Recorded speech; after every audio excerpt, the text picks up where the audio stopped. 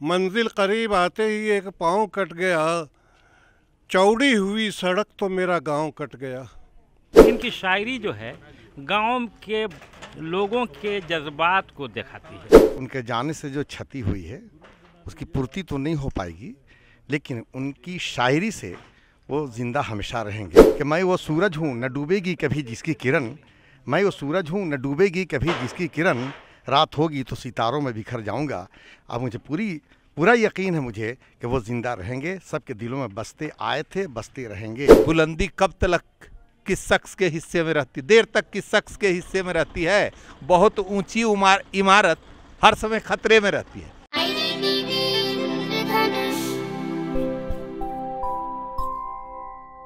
नमस्कार, आप देख रहे हैं IDTV इंद्रधनुष। मैं हूं दयानंद राय। इल्म होगा तो रास्ता बना लेगा, सूरज जानता है कैसे चमकना है उसको। मुनव्वर राना साहब उर्दू शायरी की ऐसी ही एक अजीम से शख्सियत थे, जिन्होंने माँ पर लिखी अपनी पंक्तियों से अपने नाम को सूरज सा चमकाया।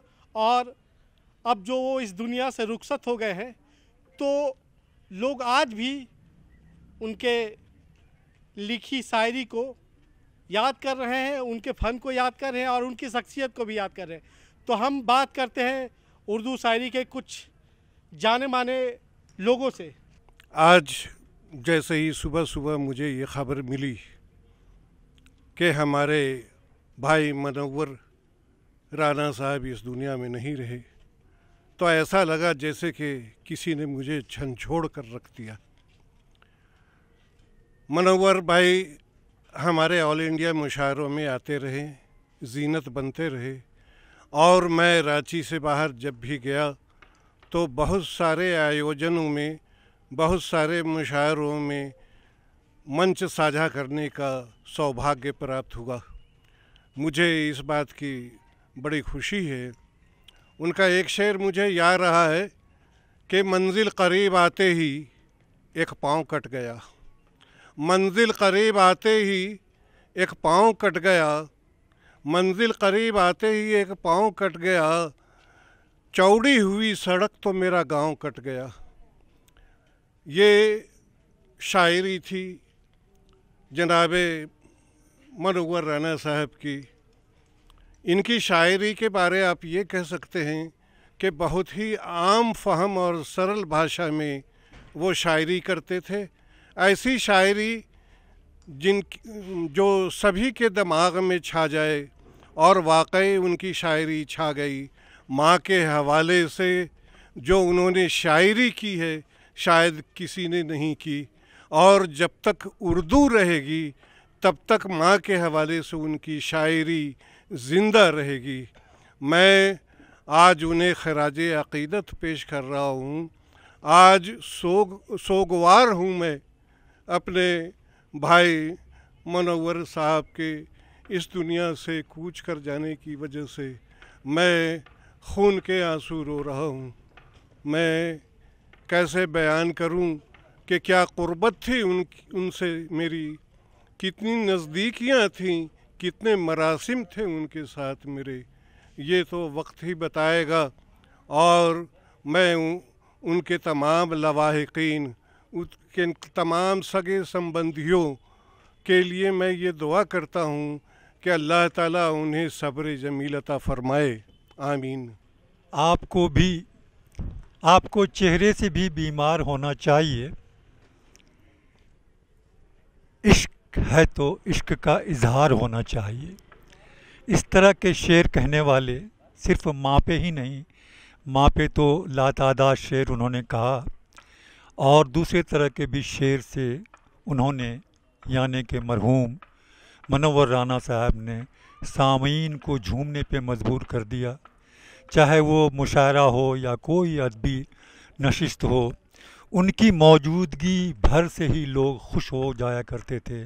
और सबसे बड़ी बात, वो छोटी छोटी लाइनें कहते थे, 2 लाइन के शेर कहते थे, और उनका कहने का अंदाज़ भी एक जुदा गाना हुआ करता था। तो हिंदुस्तान में ही नहीं बल्कि इंटरनेशनल लेवल के शायर और हिंदी और उर्दू अदब के उफ़क़ पे उभरते हुए नहीं बल्कि उभरे हुए सितारे कल हमारे बीच से चले गए। झारखंड के अदबी तबके में, अदबी माहौल में बेहद गम है। ख़ास करके अंजुमन बक़ाए अदब रांची के लोगों में तो बहुत ज़्यादा ही गम का इजहार किया है और शॉर्ट नोटिस पे आज ये छोटी सी नशिस्त की है। तो मैं बहुत ज़्यादा कुछ उनके बारे में नहीं कहते हुए बल्कि उनकी तारुफ़ मोहताज तारुफ़ नहीं है उनकी शख्सियत, वो चले गए।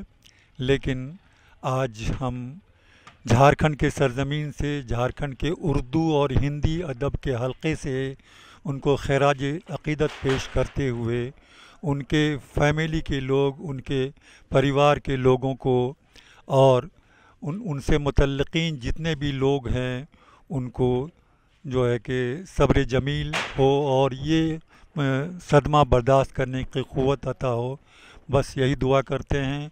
और लास्ट में ये कहेंगे कि आप चले तो गए हमारे बीच से, लेकिन आप हमेशा हमेशा अपने कलाम के ज़रिया, अपने कहे हुए अल्फाज के ज़रिया, अपने शेर व शायरी के ज़रिया हम सब के बीच सदियों तक ज़िंदा रहेंगे।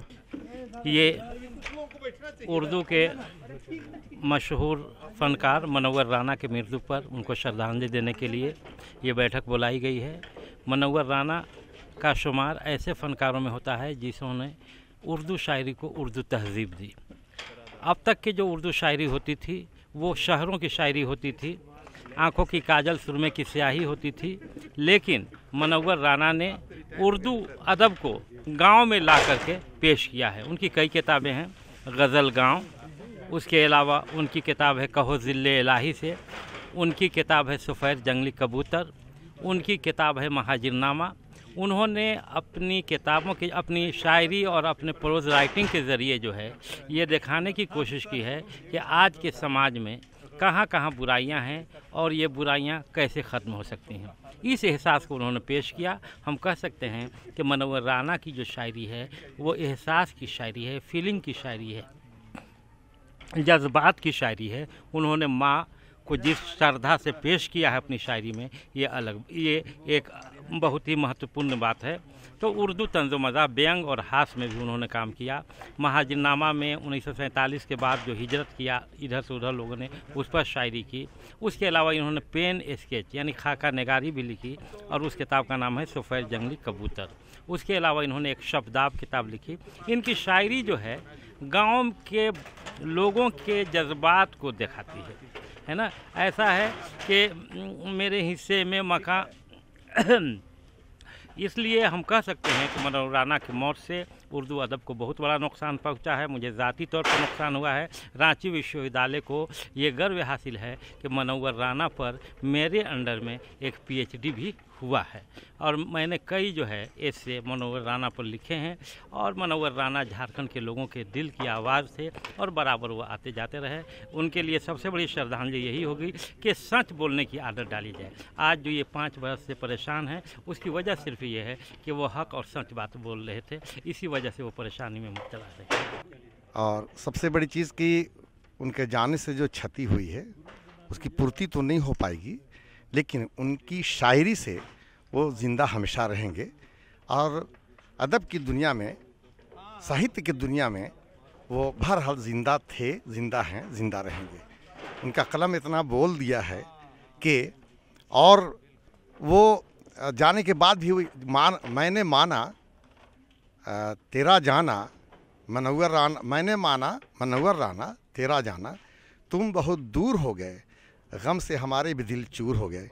लेकिन मैं ये कहूँगा कि वो हमेशा रहेंगे। कैसे रहेंगे?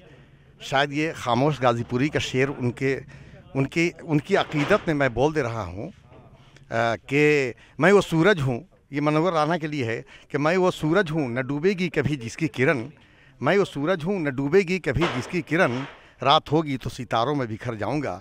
अब मुझे पूरा यकीन है मुझे कि वो ज़िंदा रहेंगे, सबके दिलों में बसते आए थे, बसते रहेंगे।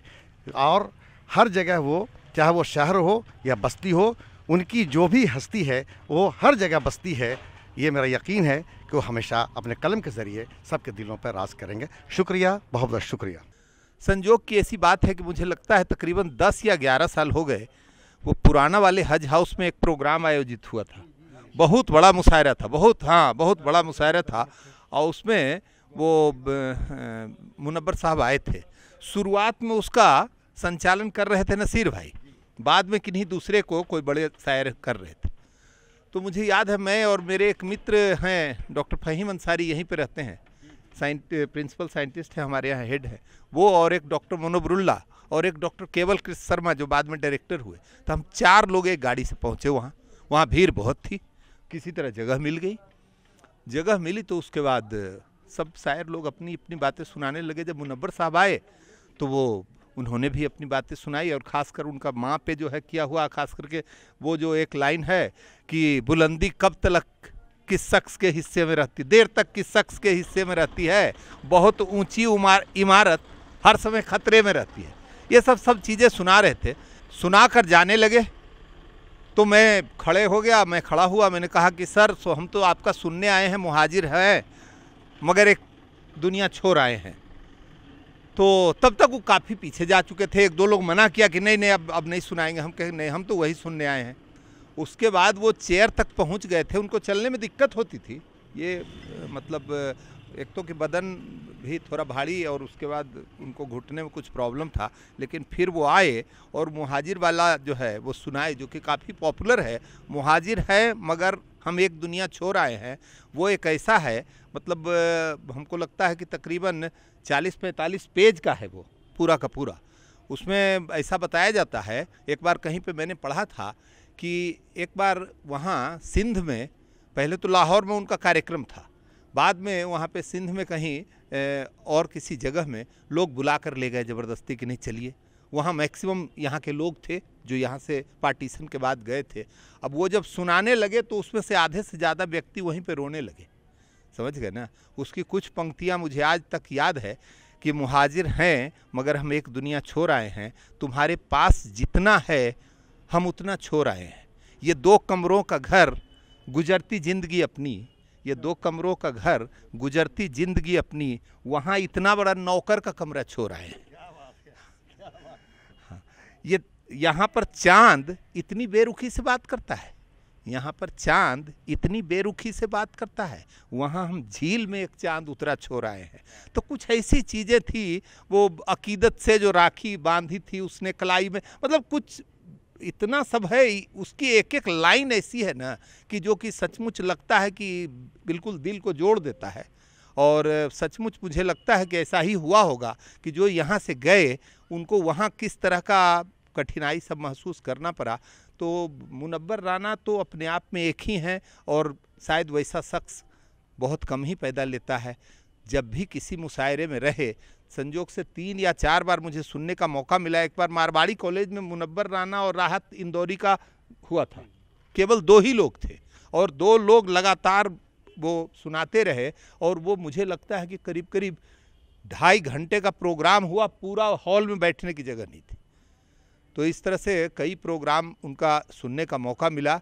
और ये बड़े अफसोस की बात है कि हमको लगता है कि मुश्किल से 2 साल के अंतराल में राहत इंदौरी और मुनव्वर राना दोनों जो अपने समकालीन एक बड़े हस्ताक्षर थे, वो दोनों के दोनों नहीं रहे। और उन्हें हमारी भावभीनी श्रद्धांजलि। नमस्कार।